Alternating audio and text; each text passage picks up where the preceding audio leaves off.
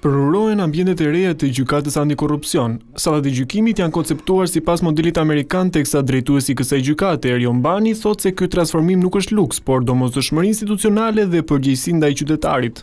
Drejtësia është para së gjithash një shërbim për qytetarin. Gjykata nuk ekziston për veten e saj, ajo ekziston për qytetarët, për palën e proces, për publikun dhe për shtetin e së drejtës. Prandaj, mënyra se si qytetari hyn në gjykatë, si pritet, si dëgjohet, si trajtohet është pjesë e vetë cilësisë së drejtësisë. Ambienti ku jepet drejtësi nuk është element anësor. Ai është pjesë e mesazhit të drejtësisë, një sallë dinjitoze, një urdhë i rregull, një zyrë funksionale, një hapësirë e rregullt të organizuar mirë jeton qytetarit se institucioni e respekton, se procesi ka sonormitet dhe ligji ka autoritet.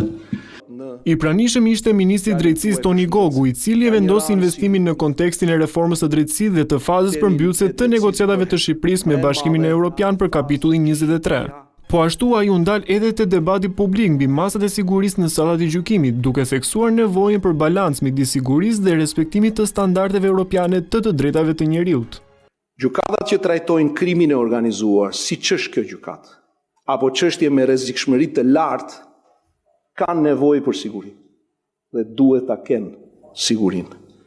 Por po aq e vërtet është edhe detyrimi që çdo masë sigurie, siç edhe gjykata e lartë vendosi së fundmi, duhet të ketë proporcionalitetin e vet, funksionalitetin e vet, po dhe përputhshmërinë me standardet e të drejtave të njeriut që ju kryetar me shumë përpikmëri e parashtruat. Në gjykatën e posaçme u rikonstruktuan 4 salla gjykimi, 2 holle të gjykatës dhe 16 zyra gjyqtarësh. Prezent kanë qenë dhe përfaqësues të ambasadës amerikane.